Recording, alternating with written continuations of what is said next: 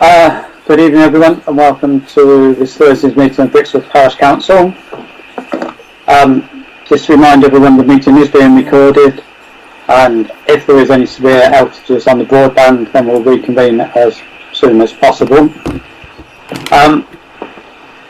Item 2 on the agenda is any apologies. Do you have any apologies, Peter, for this one? The only apologies is from Lena Howarth, and but also an apology from District Councillor Jonathan, who can't make it tonight. Jonathan Harris. Okay. Yeah. Can we have a proposal for accepting Lena's absence? Okay, thanks, Lynn. A seconder? Yeah, I'm happy with that. All those in favour? Everyone? Yeah, Cassandra. I'm flipping between screens, sorry. Okay, so that was everyone. Item 3 is declarations of interest. Do any members have a declaration of interest on any of the agenda items? Jackie? A non-pecuniary interest in item 7. That's the central sports. Yeah. Okay.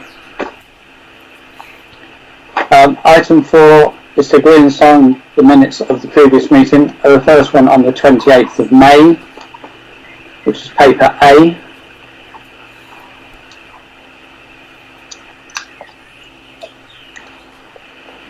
Everyone happy with those minutes? Yes, Elaine? yes, I'm happy. Yeah, okay. Elaine's proposed. Are you seconding, Tom? Yes, I'm happy to do that. Okay. All those in favour? Yep. Okay. Thank you very much. And the second one is Parish Council meeting of the 18th of June, which is paper B.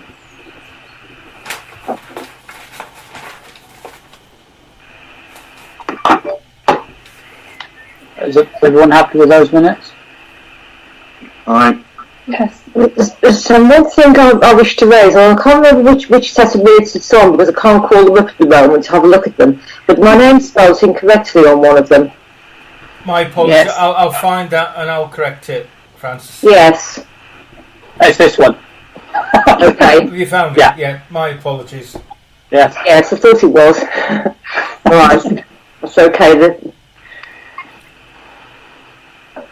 So, subject to Francis' name being spelled correctly, is everyone happy with those minutes? Yes. Whoever, thank you, Elaine. Second. Thanks, Jackie. All those in favour? I wasn't there, so I can't really comment. Okay, so you're going to abstain? Yeah, I'm happy. I wasn't there, I'm afraid. Okay. All right. Okay, that's part. I wasn't there either, but they look all right to me from what I can tell. You're silly.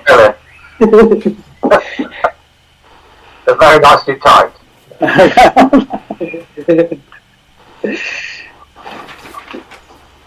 Okay, item 5 is public open forum session. Christine, do you want to join in on this one? I will unmute. Good evening, councillors. I have joined because I understand you're discussing wildflowers, and as you may remember, I'm very interested in trying to help with that, so that's why I'm here. Okay. Would you like to sort of join in a bit later when we talk about the wildflowers? If you think that's the best thing to do, Stephen, I'd be happy to do that. Okay, I'm quite happy with that. Thank you. Happy? Okay. Yeah. Okay, is there any other, nobody else? No. Okay, moving on to part 1 for decisions. Section 6 is the finance work, the report of the working group. Is to consider the report of the finance working group of the 15th of June, which is paper C.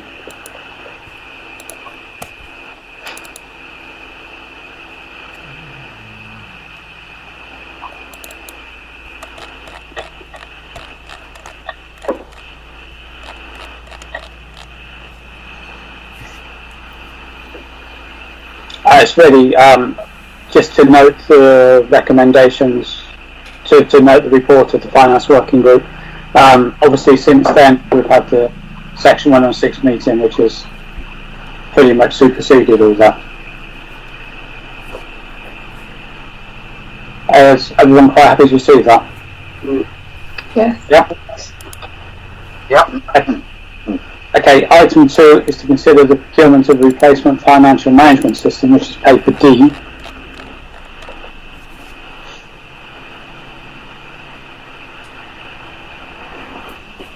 And this moves on from last time, where Peter was asked to go back and just double check on figures and bring them back so that we can see where we're going. And I have had a free trial of the product for a month. Okay. And it looks very easy to use, and it does increase efficiencies in terms of reports, and it does automated ordering system, where at the moment we've got a manual order pad system, so that automatically translates into commitment accounting as well. So it's an improvement in what we do in terms of the financial systems. So it's giving you accruals at the same time as, Yeah. as sort of future spend and... Yes. Okay. Yeah. And I went back to that other company who reaffirmed their price structure. Yes, so see that in the report.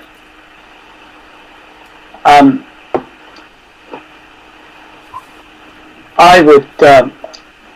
has anybody got any questions on it? For proposing that? Yes, Elaine. Okay, yeah, you mute. That's it. Yes, I've got it. It says that the training's online. It's to explain the difference in price. It says that the training's online, but does that mean you've got to pay for it separately, or does that mean you can just access it whenever you want, Peter? Just access it whenever you want. I think a lot of it's YouTube videos, etc. But I know they're quite well known for additional support if you need it. Telephone calls to talk you through. I'm guessing they'll do Zoom and Teams like everybody else does. So yeah, but I think the training is very much you pick it up as and when you want to pick it up, rather than have fixed sessions. So it's a far more flexible product. Peter, Yeah? did you check with Scribe that they can do the changeover if you've got to go to income and expenditure? Oh yeah. That's when on the setup menu you just there's a pull down menu and you just pick one or the other, and you can change over at any time, backwards and forwards. The costs you put on there, did you not get my email with the cost that said it was only about £95? Well, not 90. It was about a couple of £100 different. No, that doesn't. That's the cost that I've got direct from RBS. Okay. I said, would you mind sending me revised quotes? And those are the prices they've sent back. Okay. So it's a like for like system. And I actually said to the Scribe rep, I said, would you mind me asking, why is there such a huge difference between you and RBS? You know, it's like it's a too good to be true scenario. And she just explained to me basically it's because they've took the big step going towards a web-based product. There's no installation on your computers, there's no online, there's no face-to-face training, and they've obviously stripped all the costs out. When they give me the free trial, I mean, they literally just emailed me a link, and I just clicked on it, and I had the system there ready, up and running, instantly. Yeah. So there's obviously huge savings in that approach.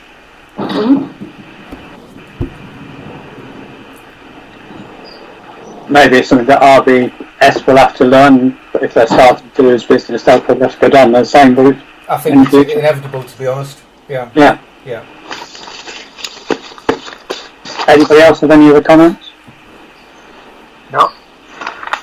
I would like to propose that we change from the Sage system to the Scribe system. It's obviously an easier system for Peter to use, and it looks like it's going to generate more useful reporting systems for us. It's slightly cheaper, I think, than the Sage system as well. So it's a win-win, really, I think. Do we have a second for that, please? So just be clear, Chair, in year one, we'll run it in tandem with the other one. Yes, And then we'll phase it out, yeah. Yeah, because I think we've already paid the Sage one, haven't we? I know. I think the annual one's coming up, but then I'll need to download all the data as well in case I ever need to restore it for whatever reason in the next few years. Okay. Yeah. All right. Sorry. Yeah. Well, I still like to propose that we go with the Scribe system. Do we have a second for that? I'll second it. Okay. Thanks, Francis. All those in favour, please. Yeah. Everyone? Yeah, that's everyone. Thank you very much.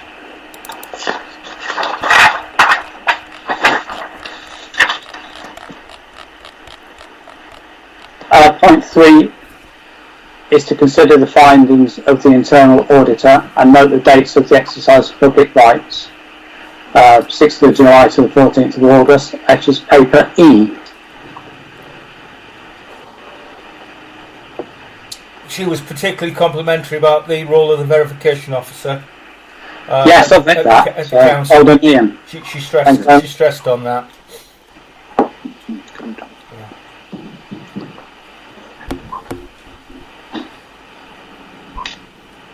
Yeah, I think it was quite a good report, actually. Yes, yeah.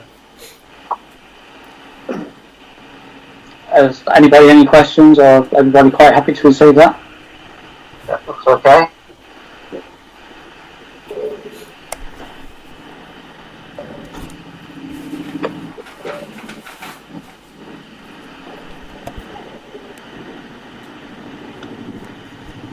Okay, so everyone's happy with that? Yeah? Yes. We don't need to do anything with that, do we now, Peter? That's... No. I'll. The next stage is I'll publish the dates for the examination. So those will be going on notice boards next week and on the website. Okay, item 7 is St David's Recreation Ground. Point 1, to consider requests for use space outside Central Sports Club for tables and chairs, which is paper F.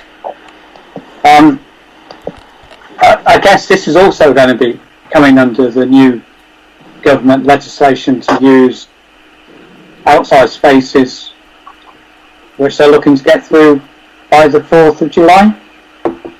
Yes, and I did read today that they've extended the alcohol licence so people can drink out any areas outside that haven't got an alcohol licence. They won't be enforcing it.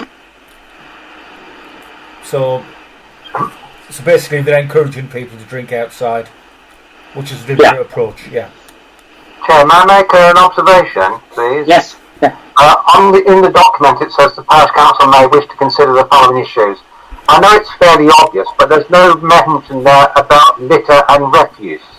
Bearing in mind that the internet is currently awash with examples where people are leaving their litter and just being disregarded. Is it worth actually highlighting that as a potential condition? I know you've put there about plastic glasses and pins to be considered, but is there not a responsibility to make sure that it's left in a clean and tidy area as well? You're going to love coming back on this, aren't you, Jackie? The club always keep everything tidy and actually clear up a lot of litter off of St David's Recreation Grounds anyway, that is not part of the clubhouse. And we use the big bin that's just in place to put all our flat bags in. So yeah, we would make sure everything is clean and swept afterwards. And initially we thought we would have to perhaps cordon off an area, but actually looking at the regulations and the alcohol licensing, it looks like we don't need to do that. But we might, because it's, and I'll take whatever as a parish council you suggest, but as it's also a play area, you know, there's kids that run around on there all the time, and we're going to be saying no children in the clubhouse or on the patio because you can't manage them, and people don't.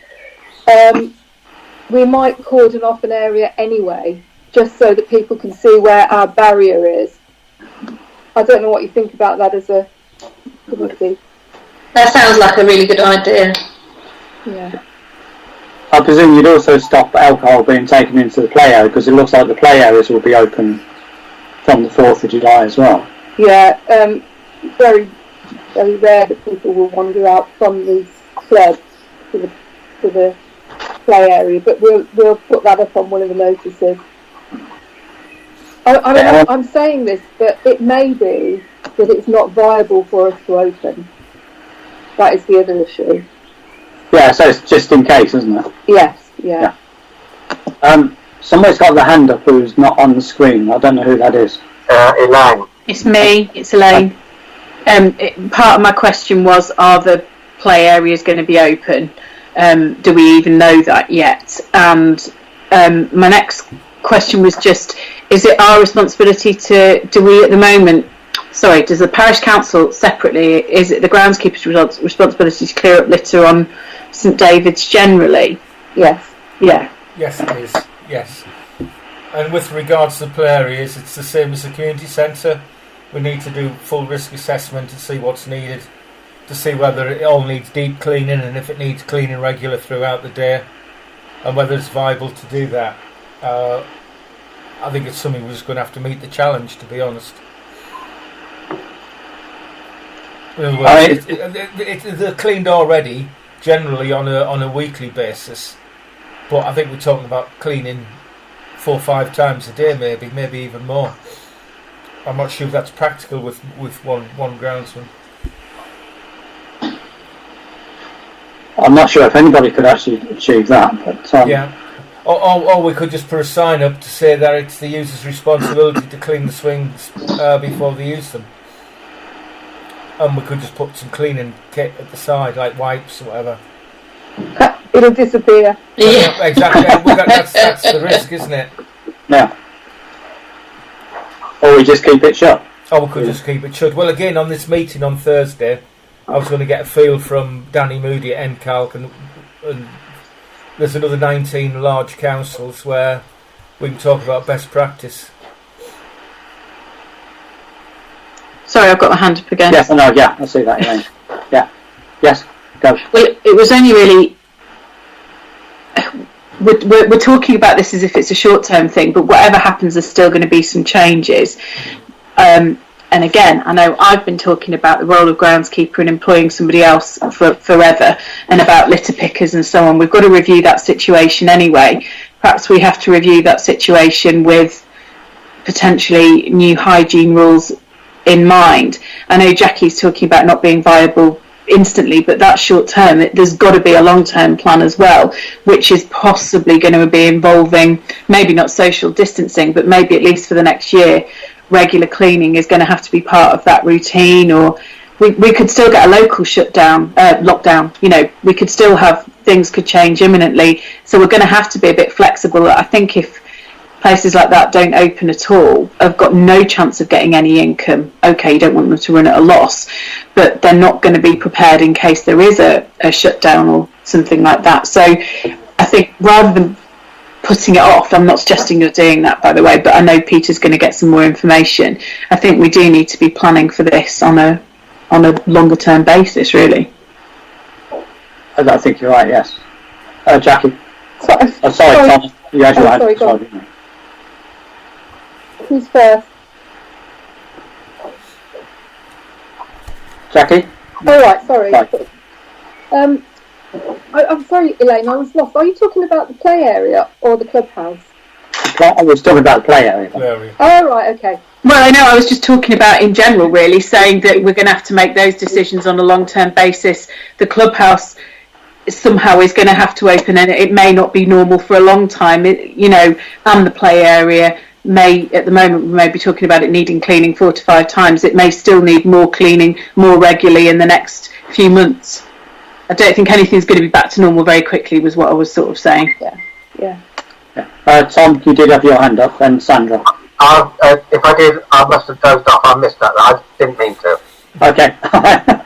Sandra? I think we've all, well, when I say we, Jackie and I have already discussed this with Peter, because it's not just the play area. We also have the library, which is possibly going to open as well. So Peter, as I think he's already said, will be taking advice from NCALC to see how we go forward on this, because we've got to take their advice at the end of the day and not make it up as we go along. Yeah, I mean, there's going to be other guidelines coming out in the next few days as well. So, so can I just suggest that Peter just speaks to whoever he needs to speak to and gets the guidelines from them? Yeah, but I think we've sort of moved a little bit off Central Sports. So yeah.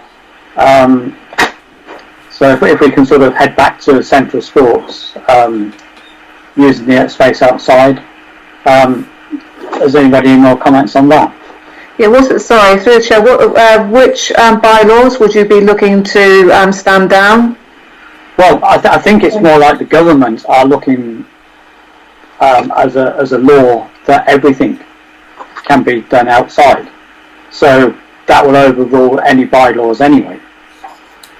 I don't think there's anything in the bylaws that prevents this proposal going ahead. And I double checked with that act, the Public Open Spaces Act, that only applied to dog control and not to alcohol. So again, we're okay from that side as well.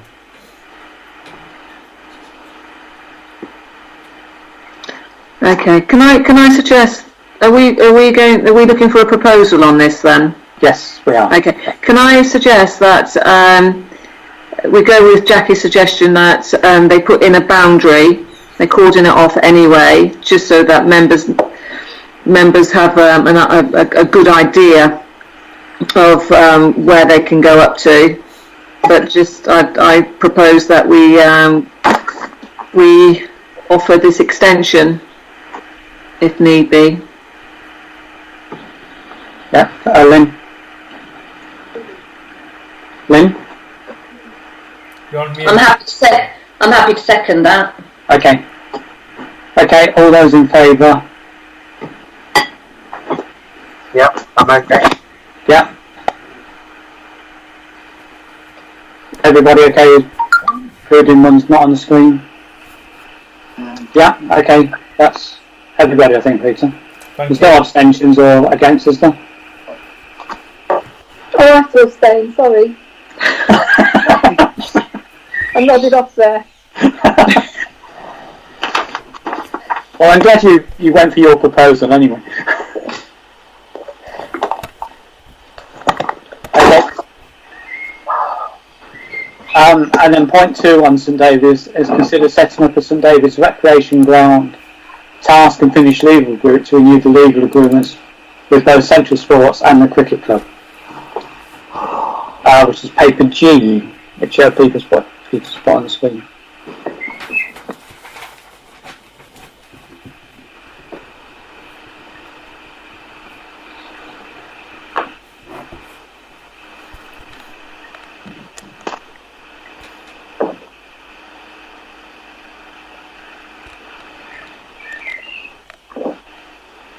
So I think, as Peter's suggestion, we perhaps ought to go for 3 councillors.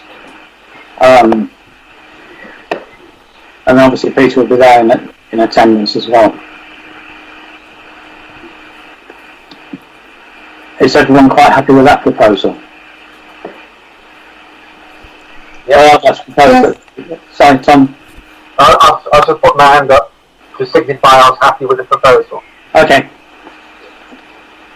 I suppose we ought to do it properly and have a proposal and a seconder.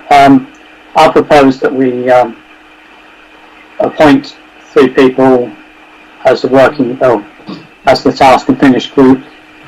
Do we have a second for that? Yeah, I'll second that. Okay, thank you, Tom. All those in favour, please. Is that everybody?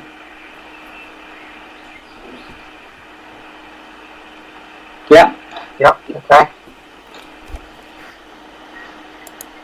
Okay, the next part, who's going to be on the group? I think as chair, I'd like to be on the group.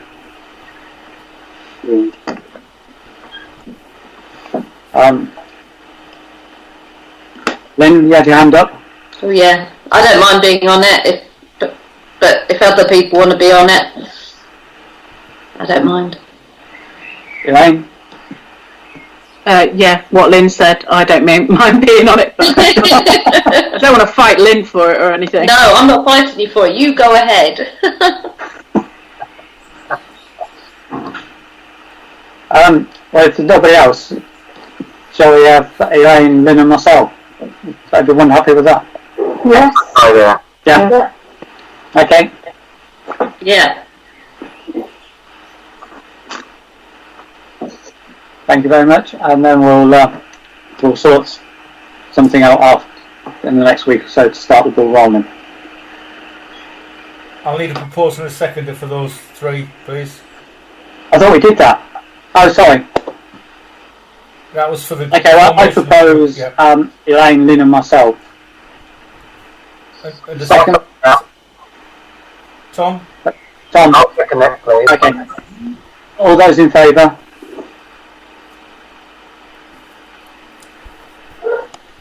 Yes, everybody? Yeah. Yeah.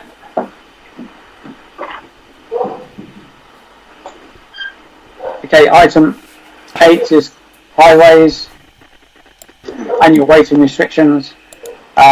Consider consultation on proposed parking restrictions on Brampton Way, it's paper H.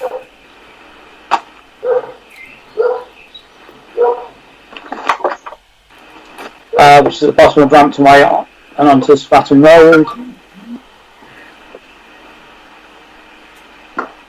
Peter or Stephen as well, have you seen the message in the chat?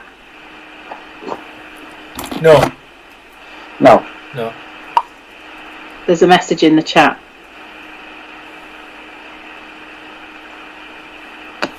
And from Neil Barr. No, I can't pick that up. Hang on a minute. Yeah, you missed the start. Did I miss the public forum? It's up to you, Chair, if you want to allow a further slot. I'm quite relaxed about it. Did I miss the... I have.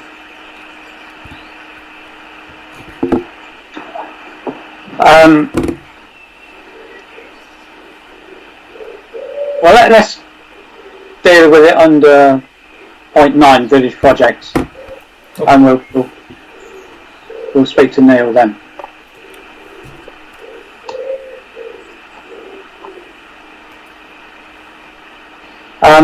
Okay, back to the WEO lines on Brampton Way and Stratton Road.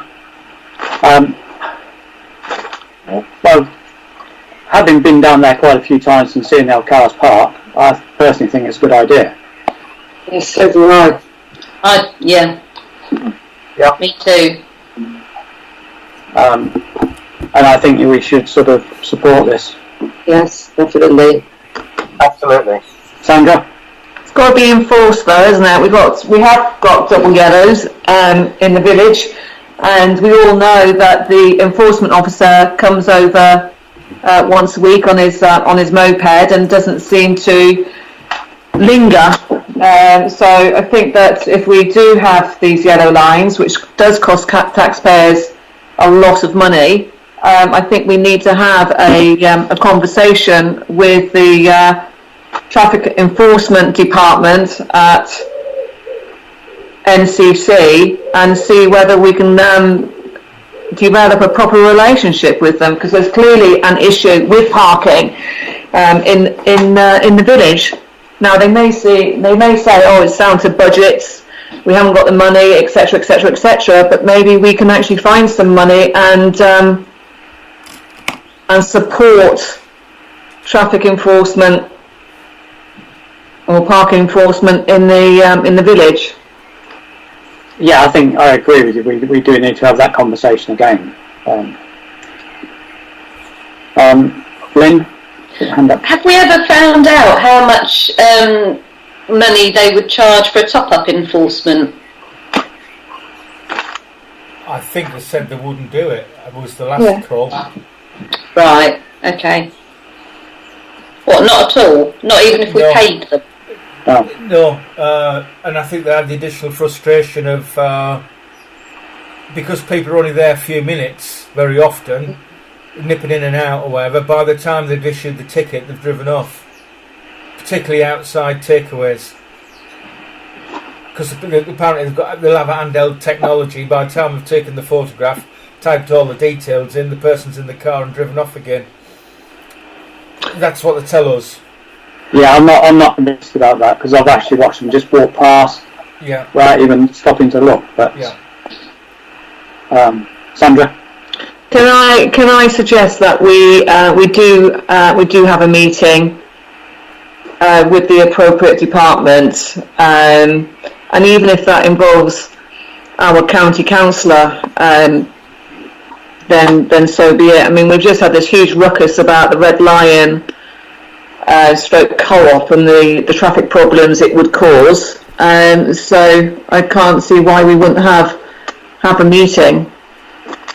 I'm not objecting to the yellow lines. What I'm objecting to is spending taxpayers' money on yellow lines for no reason whatsoever, because they're simply not being enforced. It's weird. If people see the yellow lines somewhere, it's usually acts as a deterrent. Yes, there will be some people who will perhaps park there anyway, but people are less likely to if they see them there than if they don't at all.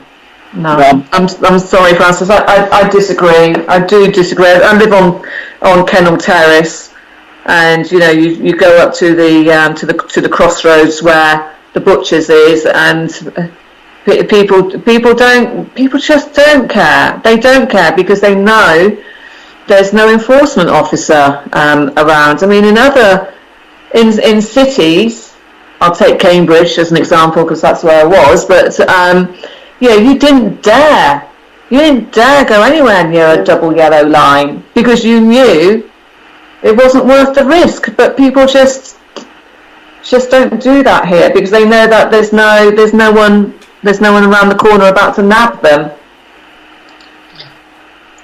Do we ever ask for targeted enforcement? So do we ever say, well, there's a problem in this area? Because in Milton Keynes, if you email the parking hotline, as it were, and say there's a problem outside, a lot of times it's outside schools, people parking on the zigzags, they then do a sort of a targeted enforcement approach. Has that been done? We asked for that then. Yeah, that was done. 7:30. Right. Sorry, through that was done. A while ago, and then with regards to outside the school, obviously the police got involved in that, and so I think they did it for 3 days in a row, and it shooed parents away. But then as soon as the PCSO had gone, the parents all just flocked back and did what they did. So yeah. It's a difficult, and I really do think that we just need to have a grown-up, serious conversation with the correct department, and go from there. I'm not saying that in the meantime we don't do the double yellows, because that's obviously down to a vote. But I just think we need to have a grown-up conversation and see if there's something that we can do. I'd support that, definitely. A letter to the highways. Well, a letter or a telephone call, and I think that we should try and involve our county councillor in this. I mean, we can make that comment in with supporting the consultation, can't we? Saying that we support it, but is there any point having it if it's not going to be enforced? Yeah, exactly. Who actually brought it? Who brought the request for the double yellows? It was a member of the public that raised the issue with the parish council, and then the parish council supported the idea and recommended to the highway authority that they consider double yellows. Yeah, because it's an annual event, isn't it, these recommendations? Yes, I believe it is, yeah. If I may. Yes, yeah. I think the question is to look at what's happened so far and to see whether this is a good way forward or not. My concern is, indeed, as Councillor Moxon has said, it is the enforcement side. Now, at one stage, we asked Daventry how many prosecutions have they brought, or how many tickets have they given in 1 year, and the answer was nil. Well, if that's, I know we were going to find out more recent figures. Perhaps we have, perhaps we haven't. Perhaps we should. But the fact is, that's going to be the extent of compliance, or the extent of enforcement. You want to lose us straight away. And my concern is, if you can't enforce it there, then you can't enforce it anywhere. And it's going to be catching, if you like, throughout the whole village. And that is certainly my concern. And I'll be very reluctant, without some assurance it's going to be enforced, to support this. I think we need to have the two going hand in hand, with them saying yes, but we need to have a meeting, whether it's via Zoom, Team, or whatever, or a real face-to-face meeting as we go forward, and say, what are you going to do about this? Because we know very well people park on double yellow lines. Ian, yeah. Ian? Thank you. I think the problem, just to finish my point, if you stop parking there, you're going to displace those cars to somewhere else. That's what we've got to think about. Where are we going to displace them to? Now, if they're parking dangerously on the corner, there's an existing law to stop people parking dangerously on corners. It doesn't need a double yellow line. It can be enforced easily. There's no one to enforce it. Every time we come back to this, Daventry, for whatever reason, are not catching people or warning people who are on the double yellow lines in this village, and it's undermining everything we're trying for. Without that commitment from Daventry, I don't see any point in putting double yellow lines that even could be antagonistic to people who live locally. Didn't we have this discussion? And the traffic enforcement officers can only deal with it if it's double yellow lines. Or failing that, it's the police who have to prosecute people for parking dangerously. Yes, the traffic wardens can't enforce. Daventry are responsible for off-street parking. The county are responsible for on-street parking. And if it's an obstruction or whatever, then it's a police matter. Yeah. But I think it was even more complicated than that. Sorry, Chair, to interrupt. The police had to catch somebody in the act of doing it, didn't they? It wasn't just that they could issue some sort of prosecution if somebody was parked in an inappropriate place. They had to be caught in the act of parking in an inappropriate place. Yeah. Yeah, I think you're right. I think it was something weird like that. But...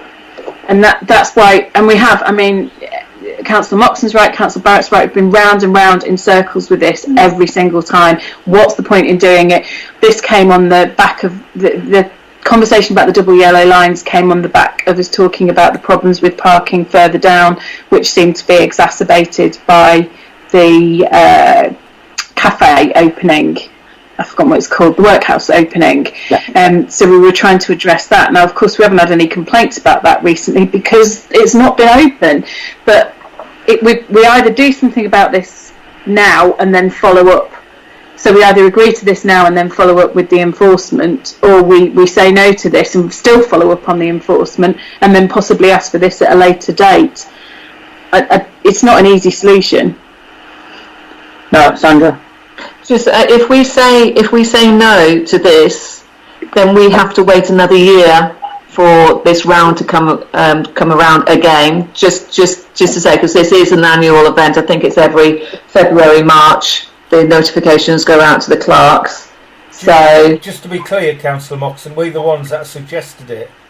So yeah. If we say no, we're objecting to our own proposal. I know. So I think, so for me, the principle is that yes, we agree to it, but there has to be caveats.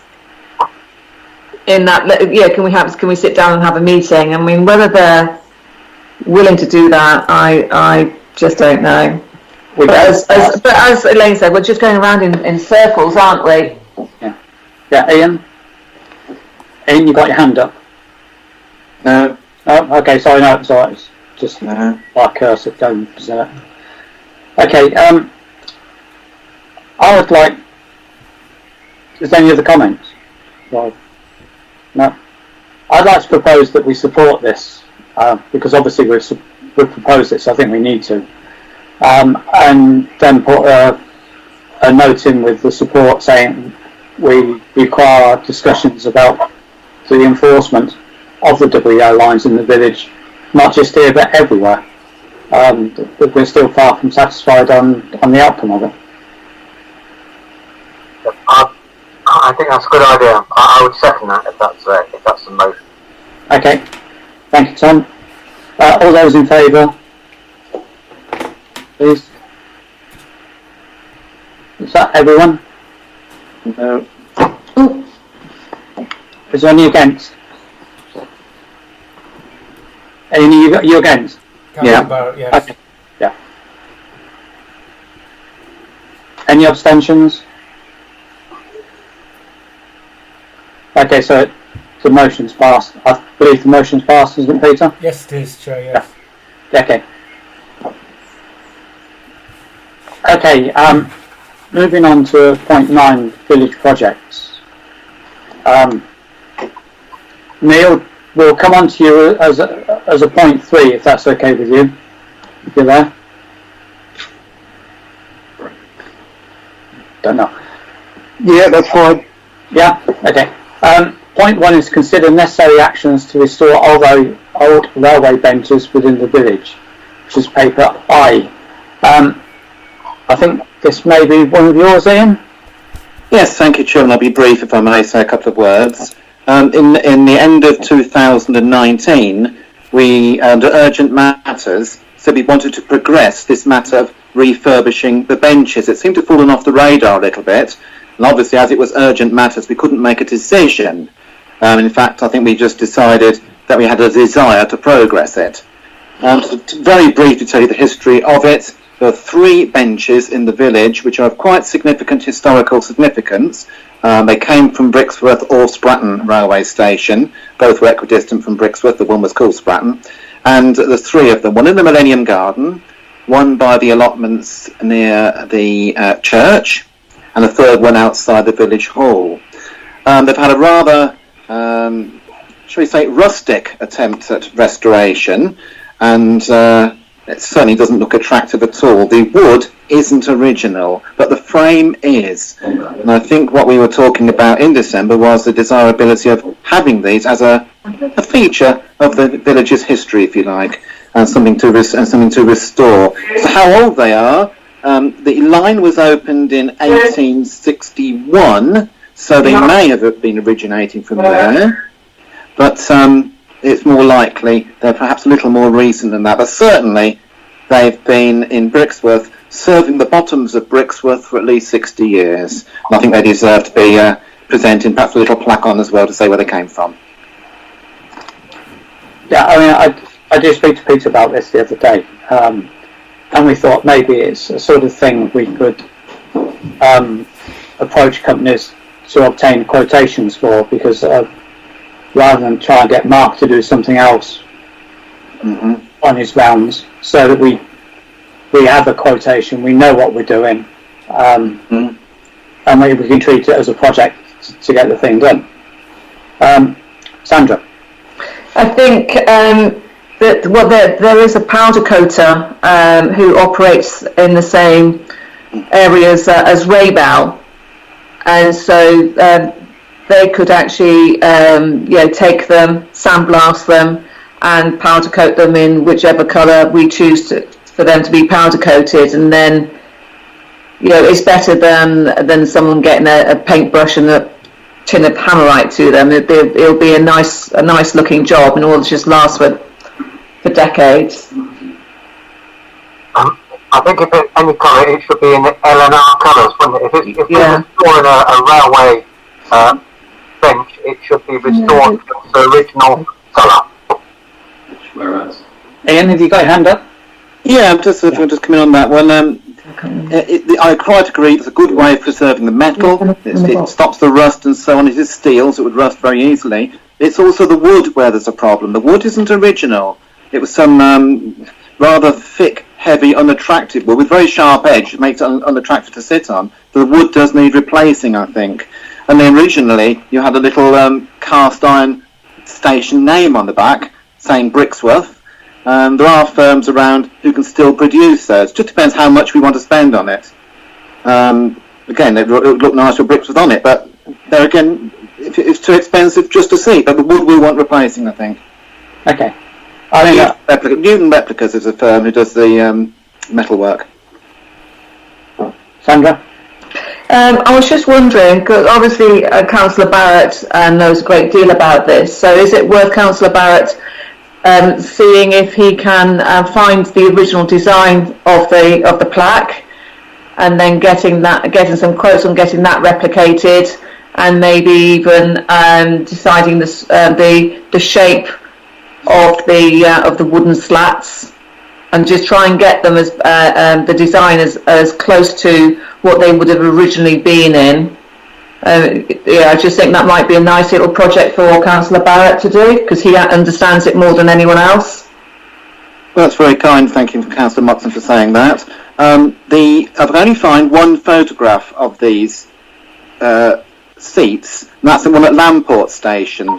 It's undated, so I'm not sure how far back it goes. There is a picture, a very poor picture. There's another one on that line, a Market Harbour photograph, but that's a Midland Railway one. These are either LMS or LNWR. I know Councillor Peacock's got some knowledge of railways as well. I don't know if she knows whether this would be a Midland Railway one or LNWR. But whichever it is, it would need record. I mean, we could do some research, certainly. Yes, I mean, if I could just come in there. I mean, we've probably got quite a lot of information. We do have quite a lot of information on that line. So, if we want to see what things looked like originally, I could probably find out some things about it. And then, of course, my husband's involved with the Lamport Railway, which, of course, is the same line, but further down. I think he knows something about the benches as well. So. Still not going to dinner, which you should be going to dinner right now. Tom, I think you had your... I did actually, but Councillor Peacock has mentioned exactly what I was going to say. There are some historic photographs on the Bampton Valley railway station there, which may prove useful. There's quite a lot of old photographs I know that are there. But Francis' husband is incredibly placed to assist, I'm sure. I mean, is it worth Francis and Ian coming together as a little working group and coming up with some proposals? Well, I'll certainly be happy with that, Chairman. I've also liaising with Den Coles from the History Society, who may have local knowledge as well. Yeah. So that'd be a good triumvirate to start with and report back to Council when we can. I'll be happy to do that if Council wishes that. I would like to propose... is there any other comments before we go on? Sorry, Neil Brown's commented from the public gallery. He said that there's a bench restorer who actually lives in the village. So there may be local skills that we can utilise. Yeah. Well, if somebody can do the whole thing, that would obviously be a lot better. Yeah. And if it's local, even better still. Yeah, we just come up with a spec and then... Then Sorry, Councillor Barrett, there was also a bench that you said there was one that had been put there to mark the centenary of the parish council. Presumably, would that need refurbishing as well? I don't think so. No. It just has an annual coat of preservative, the same as the one at the bottom of Stratton Road, Okay. the same as the one on the Pound. It's all the same wood. Okay, thank you. It came from Abbott's when they shut down. That's why it's rather thick and heavy. Okay, well, I would like to propose that Councillors Barrett and Francis Peacock work as a working group to come up with a specification that we can then take out to Peter and obtain some quotes.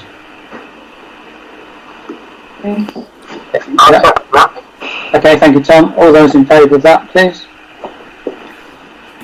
Okay, it's everybody. Okay, thank you very much. Good luck, Ian and Francis. Thank you. We'll do our best. Item 2 is to consider actions to deliver the Wildflower Seed project. Christine. Hello. Do you want to start this off? I'm poised and raring to go. We have a window. It's only a short window. There are 2 opportunities to get this off the ground in the year. One is in the spring, one is September. The window closes because then planting opportunities disappear. So I understand that you're at a stage where you've identified some spaces that might be suitable. Is that correct? That is correct, yes. Okay. So where are they? Have we done any testing of the ground?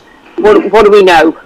Okay, the 2 spots are both off Holcott Road.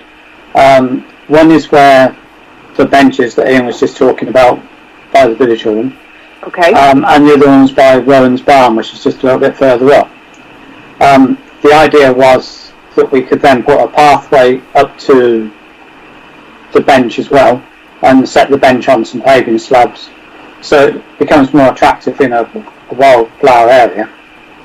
And those were the two areas we were going to look at. Okay. I'm not sure what we need to do next, to be quite honest, but anyway, they're the two areas with okay. The key thing is we need rough land. So the worse the soil, the better it is for wildflowers. If it's pretty rich in terms of nutrients, then it needs to be inverted. There are a number of options for sowing. We could either use seed on ground, or we could use turf. Turf is more expensive than seed, but it does depend on the quality of the ground. If the ground is really rough, then sowing is going to be pretty easy. It really will just need turning over and sowing. If it's pretty nutrient rich, then it needs to be inverted, which really does, it's a little heavier on the groundwork. It means it's got to be turned over, so the subsoil becomes on the top, and then that's what you sow on top of. The richer the ground, the worse nutrients, the worse species start to take over. So we need it pretty rough, pretty ready, and then it's a case of just literally getting the seeds out there or the turf out there, depending on what you've got in terms of budget. Okay, Sandra? So if the parish council has identified a couple of sites, but you don't think that they are appropriate sites, because actually the quality of that soil is too good, and I do think it is up there, is it not worth actually asking the expert to go out and identify the sites within Brixworth which would be a better spot for the wildflowers? I mean, for me, I'm thinking the road that comes past the cricket ground into Brixworth, that overlook the fields on the left hand side, where the new estates are. That I know then we would have to speak to highways to ensure that they don't mow along there at the wrong time of year, but that may be more in keeping with the quality per se, the quality of the soil that you're looking for. Because for me, it would be awful to wrongly identify an area in Brixworth for a wildflower area, and it just doesn't do anything. I vote against it completely. Well, if I may I suggest, there is no such thing as a wrong space. It literally will be about preparation. So if the area outside the village hall is nutrient rich, and until the soil's tested we wouldn't know that, it literally just means that it's got to be inverted. So it would mean groundwork just to turn it really over. Heavy on the digging, but perfectly possible.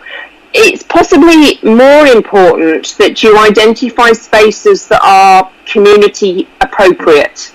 So one of the things that the Wildlife Trust recommend is that there is a consultation, so it doesn't interfere with other uses, because once it flowers, it will be meadow. It won't be suitable for dog walking. It won't be suitable for playing. It won't be suitable for anything other than bugs, hedgehogs, rabbits, and various bits of wildlife. And it will look beautiful. So my suggestion would be, Sandra, I think you're absolutely on the right track, but I think it's more about where is the right space for it. Because the soil, we can sort the soil out. That's easy. But you can't actually sort the location. So are you saying, therefore, if you have a spot where there is where there's a bench, and that's going to encourage people to sit there with their dogs and with their children, then actually that's not the right spot for it?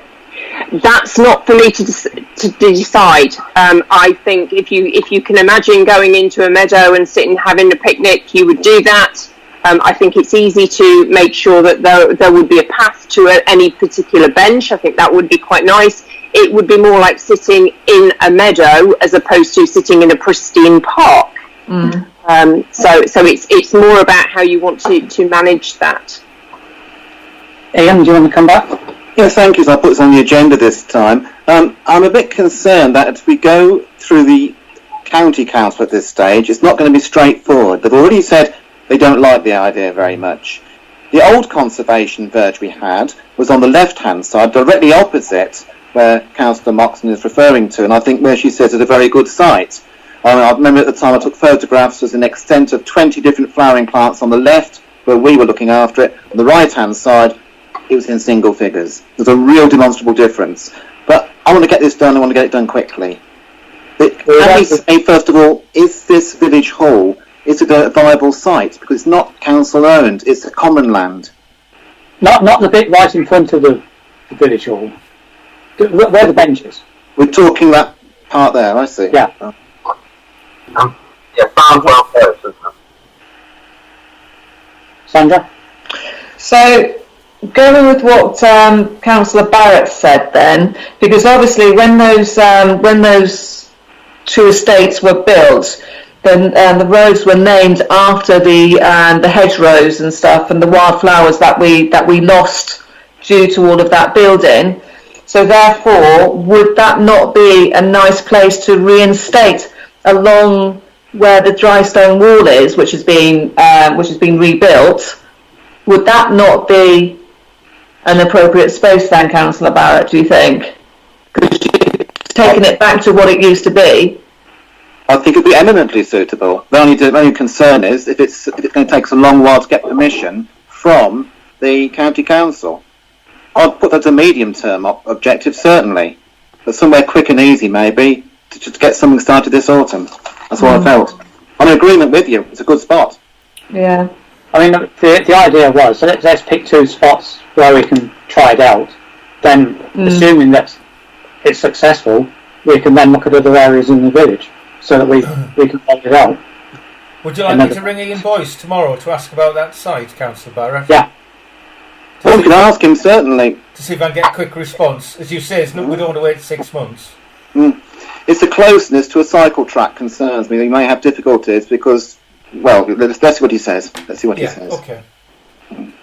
If I may suggest, the usual objection is about line of sight where there's traffic. Yeah. So if the line of sight is clear, then there probably will be no objection. But if it does interfere with line of sight, then that's a different issue because safety needs to come first.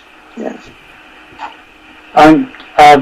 Peter and myself have been discussing this, and we thought it may be worthwhile getting a quotation from R&G to actually carry out the work from a sort of recognised landscaping contractor. Then if there is any heavy work, turning over soil, they will have probably rotavators or something where they could do that work as well. Yeah. And if it's outside of the 30 mile an hour zone, you need specialist health and safety skills, I believe, don't they? They would need roadwork licences and the whole. Yes, exactly, which we don't have. Yeah. And certainly they wouldn't allow volunteers to work outside of the 30, no. I don't think. No. Yeah. It is 30 down there now, isn't it? It is 30 down there. Is it within the 30? That's why I'm not sure if it was which side of the 30. But it's still working on the road as such. Right, okay. Covers the verge as well. Yeah. So we probably need to start off to get it done in September, looking at something other than a verge next to a road. Well, Chairman, could we have two projects? One as a trial project near the village hall, which we could do almost instantly, and then go through the county council and the spring project being Northampton Road. Absolutely, yeah. No problem at all. Yeah. Yeah. So I think the important thing is try and get this one off the ground for the September, and at the same time speak to the county council and see if we can get something organised then for the March, April time. Lynn? And how much roughly do you think this would cost? Christina, is it? It sort of depends on the space that you've got. So you can work on a base of around £2.60 per square metre if it's seed. Right. So you can work it out. If it's going to be turf, it'll be more expensive than that. The benefit of turf is you get a quicker and more prolific display. Seed is cheaper but takes a little longer to actually develop. So we'll probably have a reasonable show in 21, but it'll be better by 22. If we use turf, we could probably expect a reasonable show in 21. So we could theoretically have Peter do it under delegated powers, because it's not going to cost a lot of money, and then we wouldn't have to bring it back to council chair. Yeah, I mean, the area by there, it's I don't know, probably cost £1,000, I suppose, something like that, if we went for seed. And what was the price per square metre for turf? I 15 didn't have that. I don't have that, I'm afraid. Yeah, that's fine. I was just wondering how many Apologies. Yeah. No, it's okay. I'm from Yorkshire. I was trying to keep it cheap. Thank you. Jackie? I'd support the idea of the turf because it would look so much better, so much quicker than the seed. I've seen the turf and how it looks when it's finished, and it looks lovely, and all the flowers are there and they all come up. So whereas with the seed, you may not get it all. Birds eat it, things happen, don't they? The Wildlife Trust people that I spoke to gave a couple of suppliers that they've used in various areas. Peter, would it be helpful if I send you those details for you to have a look at? Yes, please. Yes. Thank you, Christine. I'll do that. I'll send those by email. Happy to do that. Happy to help as well. Please just ask if there's anything that I can do. I'm really keen to get this up and running, so I will do whatever you need me to do. Thank you. Peter, are you going to speak to, once you get those there, you're going to speak to R&G? Yes, I will. Yes, as a starter. Yeah? Yes. Yeah. Okay.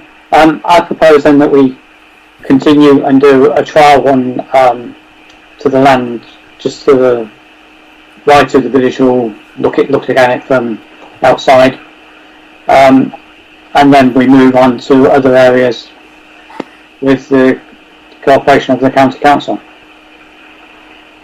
Do we have a second for that? Yeah. Yeah. Thank you, Ian. All those in favour? Can you see me? That's it. Yeah. Okay. Any against? Abstentions? Okay. Thank you very much. Okay, Neil. I think you wanted to talk about the goalpost that our contractor has put in the bushes. I think put in the bushes is a polite word. Thrown would be more accurate. I think your word was dump, wasn't it? Well, it looked dumped, and I haven't been to check tonight to see whether they're there. Not while I'm walking the dog later, I'll have a look. I was just concerned that when I was on the council, we spent quite a lot of money getting them repainted and refurbished. They used to go into the changing rooms during the close season, but they appear to be thrown into the hedge. They shouldn't have put them there. Peter is actually trying to get out of them to get them to come back and put them where they should have gone. Was that be in the changing rooms? Yes. I don't know. Is it in the changing? Well, they were told to put them outside of the changing rooms. And Mark, the groundsman, reported this morning that they hadn't been put near the changing rooms, had actually been put in the hedges. And I immediately sent an email off this morning to R&G, see if they could get 2 men out to shift them. So we're just waiting, unless they've come straight out. I suspect they're still there. Mark mentioned it to me at about 9 o'clock this morning, and I had an email off at about 9:30. So I assume it's be on their to-do list. I can call them tomorrow to see if they can get them straight out. It was just, that's fine. It was just thought it was worth highlighting because I know how much money was spent refurbishing them all. Yes. Yeah, absolutely, Neil. And thank you for bringing it to Peter's attention. Can I, before I go, because I need to shoot off, I have a work meeting to go to at 9. Just from a to let you know perspective, from the bulletin perspective, the last bulletin issue was we only did on live because of the lockdown. But what we have done is getting 200 copies printed. If you could know somewhere specifically that might like some, please let me know. Then we should get them next Tuesday. I'm going to try and distribute them around the local shops in the village, a box each, so that they can give them away. But if you particularly wanted any copies, just let me know. What about the homes? The care homes in the village? Yeah, we're going to drop some off in there. I plan to drop about 30 or 10 in each home to directly into there, because we did miss, they're not always online. Okay. Chair, if I may make a suggestion, I can email the Brixworth volunteers, the COVID-19 group, and if they know of anybody, we can let you know, Neil. Yeah, I'm in that group, so yeah, please let me know. Should have them next Tuesday or Wednesday. We've only got 200. We managed to get a good price on getting 200 printed, but it will be good to get them to the people who didn't get the online version. I'll make sure that Lisa and Jonathan get out a round robin to the volunteers. Brilliant. Thank you very much. Ian? And could we ask the football clubs, while they're at it, if they could please put the blanking plugs in the sockets so it's nice and safe for people to use? That's Mark's job. Mark usually does that. Mark's doing it now. Oh, that's even better then. Well, he Thank should have you. done it this morning, so I'll double check. That's lovely. Yeah, thank you. Because last summer it wasn't done and it was dangerous. They may have been removed by children, but normally... Yeah. Yeah. That's good. Okay. Thank you. Lynn? Oh, hang on. Oh, I'm not on mute. I'm just saying that Simon had already reported the polls to Peter, hadn't he? That's right. He offered to, if you just give him a shout, he can come up and give a hand and open up the changing rooms if necessary. Yeah. But he said to me as well that they hadn't put the stoppers in, so... Yeah. The risk of volunteers, of course, is that they're not insured if anything happens, but that's just a risk you can take. Yeah. Okay. Sandra? So who removed the goalposts then? R&G had the instruction to take the goalposts out.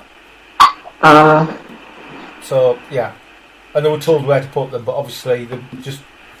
I haven't been out, so I don't know where they've put them, but I assume they must have just literally thrown them at the side. Mm. Yeah. They're just in the bushes. We've seen them. We've reported them straight away. Yeah. So hopefully that'll be sorted out. This is again one of the frustrations of only having one member of staff on. We've got two staff, but they don't work together, because one works Saturdays and the other one works Monday to Fridays. So hence any two-person jobs, we've got to bring in a company. But that's something that we've talked about in the personnel group, and hopefully moving forward on it as well. Okay. Yeah. Sandra? I do think it should be R&G that puts them back, one for insurance reasons, and also, they shouldn't have done that in the beginning. I think that we need to write them a letter of disappointment that they have actually done that to parish council property. Yeah, I'll take it up with the director. Yeah. Simon only offered to open up the changing rooms. Yeah, that would be useful, because we obviously will need a key holder there. Yeah. You just give him a shout on his mobile and he'll be there. Okay, thank you very much, everyone. I think that deals with the village projects. Agenda item 10 is finance. You've probably noticed that for some reason we've actually missed off the payments this month. So the thought is we could do them retrospectively, agree them next month. Yeah, Chair, just to explain, I'd obviously deleted something on a Word, and it must have took out that column and I hadn't noticed. And then by the time I had noticed it was too late to put it on officially for business tonight. So it wasn't deliberate, basically. But equally, I'm obviously disappointed I didn't spot it before I sent it out. Ian?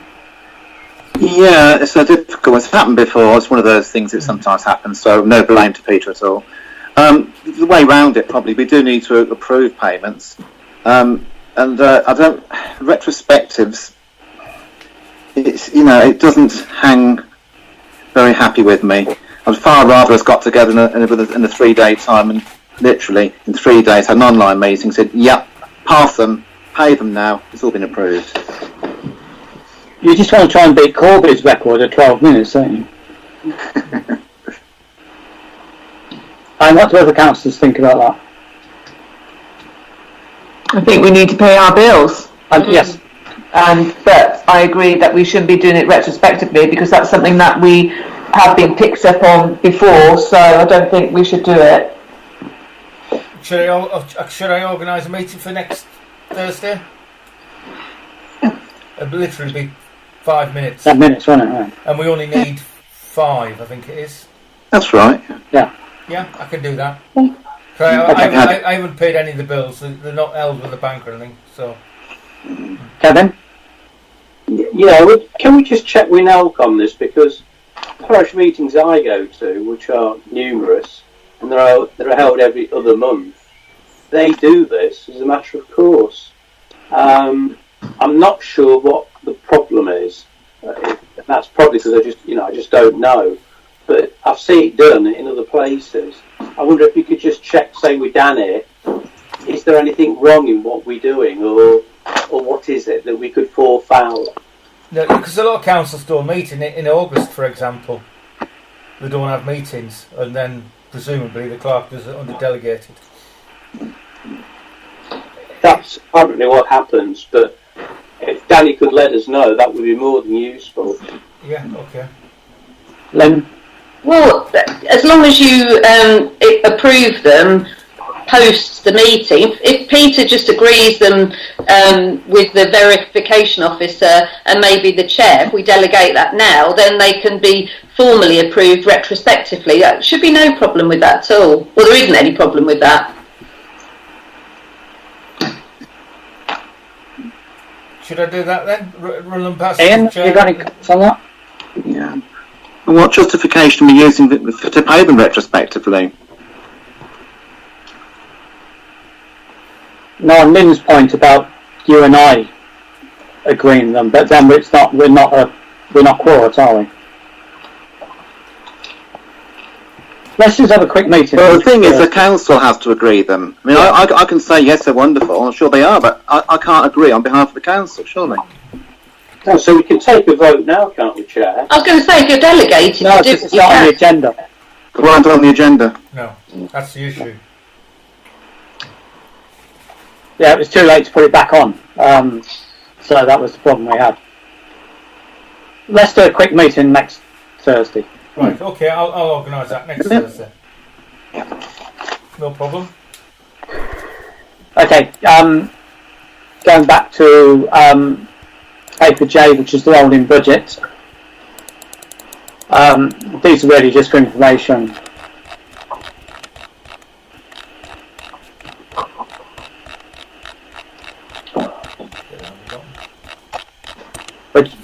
Which obviously show the payments that will be going out. Everyone okay with that? Yes. Paper K is the bank reconciliation report. Again, everyone okay with that? Yes. Yeah. And paper L is the statement of the reserves.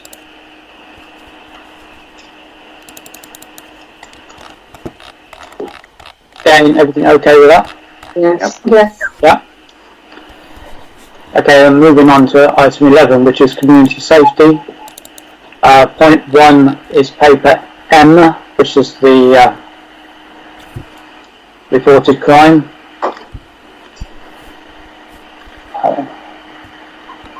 Which shows a 1 increase over last year.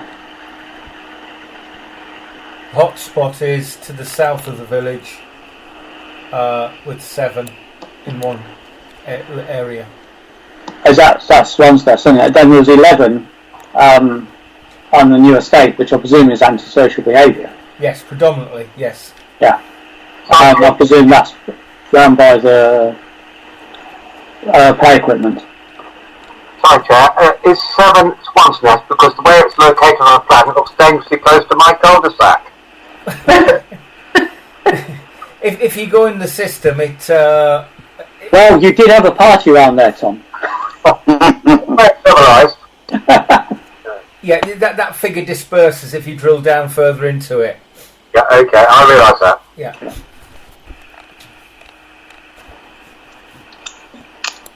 But yeah, it's the antisocial one, which is the big one. Yeah. Okay, and then the 2 paper ends are the data downloaded from the speed indicator device. The first one was... Yeah, I've used different data this time. Because I used to use, I know. I used to use average speed. Well, the average speed was always under 30 miles an hour because presumably a lot of people drive at 20, 25. Didn't actually give you the number of people speeding. So this actually gives you the number of people that are exceeding 30 miles an hour. So it just gives a bit more of an accurate flavour.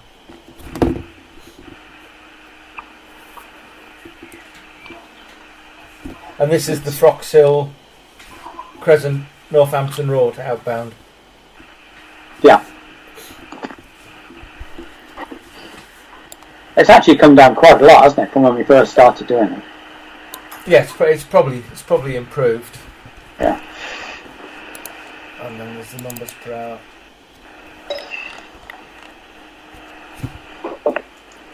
No.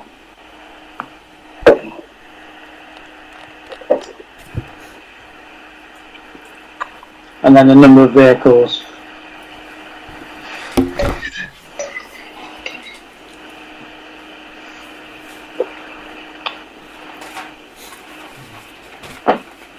So is everyone quite happy to receive those? Yes. Yeah? Yeah. Okay. And then moving on to planning. Point 1 is to receive the planning decisions for May 2020, which is paper O. I think it was just the one, which was the refusal of one of the non-illuminated roundabout signs. Point 2 is to receive the planning committee minutes of the 20th of April. Okay, I haven't got paper P. Was that circulated? No, apologies, Joe. We didn't. I'd listed it because we were due to meet on the 20th of April, but it was just as the COVID-19 kicked in, and there wasn't actually a meeting because of lack of business. Okay. So there's just the 11th of May there. So just 11th of May? Yes. Okay. I was just trying to open up the paper, it wasn't there. Everyone quite happy to receive that? Yes. Yes. I noticed your name was spelled correctly that time, Francis, as well. Yes, that's right. That's good.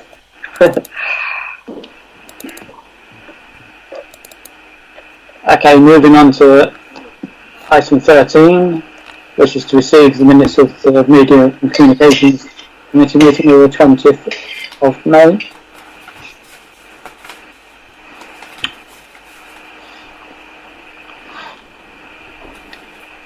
Is everyone quite happy with that? Yes. Yes. Yeah. Just a quick one. When do you need the next articles by? It's around about the well, we probably need them now actually, but the deadline's about the 13th of July. Okay. I think we said the 13th of July. I think we'll probably meet in the week before informally to look at the final artwork, and then the week after to put it to bed. Okay.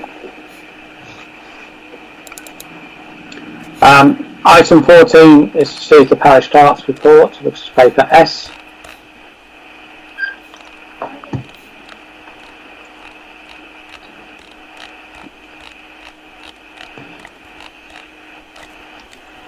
I think we all realise you've been under the cosh of it, Peter, so yeah, it's just been a lot of getting everything done. A lot of meetings recently, yeah. Yeah. Yeah. everyone quite happy to receive that? Yes. Yeah. Okay. Item 15 is a general correspondence in paper T.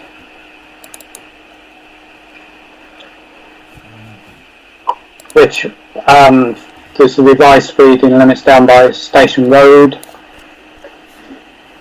which sort of follows on from discussions we had last month or the month before.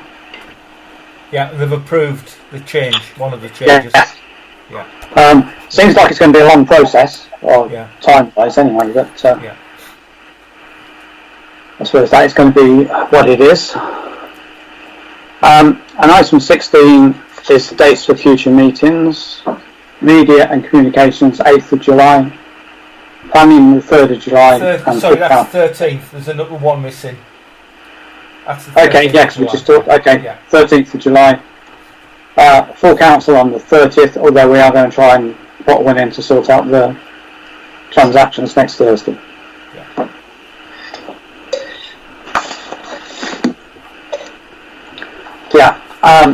Part 3 of the meeting, item 17, is to consider the exclusion of the press and public. To talk about items 18 and 19. I propose that we exclude the press and the public from those two items. Do I have a second for that? Thank you, Elaine. All those in favour? Is that everybody? Abstentions? Against? Just one against.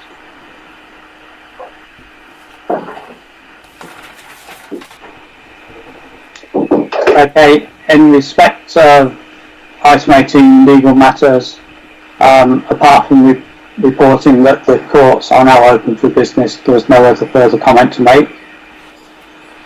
And on item 19, planning matters, there was a proposal put forward to hold a working group to discuss alternative sites for the relocation of the co-op or another supermarket. Can I have a proposal for that, please? That was Lynn. Lynn, that was you, wasn't it? Yeah. Can we have a second for that? That was, who did you? Peter, the second. Well, you've done slightly different, Chair, so it doesn't really matter. The original one, you actually proposed it, and Councillor Compton's seconded it. But for the purpose of this, Councillor Compton's proposed it, and it's seconded by Councillor Moxon. Okay, all those in favour? That's everyone? Okay, thank you very much. And moving on to part 4, urgent matters. I've not been notified of any. Sorry, Chair, do you want to do the additional point was the membership of the working group being sorry. As all parish councillors. Yes, you are. Yeah. And the community be involved as and when necessary. Yes, so who was that proposed by? The proposer was originally Councillor Compton, if she wants to affirm that, thank you. And the seconder was Councillor Elaine Cole, if you want to second that, Elaine. Yeah. Okay. Yes, okay. All those in favour? Sorry, I missed something. Thank you. Everyone? Yes. Sorry, I missed that one. And then part 4, urgent matters. I've not been notified of any. Have you, Peter? No, but there's one thing I do want to mention at the beginning of the meeting, Chair, is that Councillor Alan Lovell has stood down on the grounds of ill health. Oh, yeah. So he obviously won't be able to come along to any further meetings, which is a shame. Yeah. Sorry, Chairman, can I just... I think we should probably have on tape the reason we're setting up a working group was because Daventry have encouraged dialogue. I can include that in the minutes. Yeah. Yeah. Yeah. Yeah. Yeah.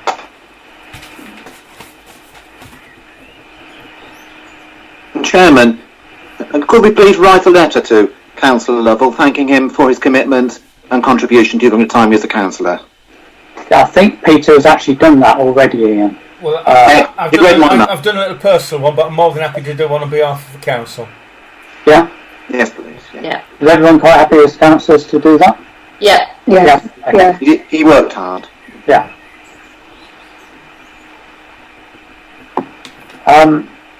I believe that's it then, and thank you all very much. Until next Thursday. Have a good evening, everybody. Andrew, Bye. See you. Bye. Bye. Bye. Bye. Bye.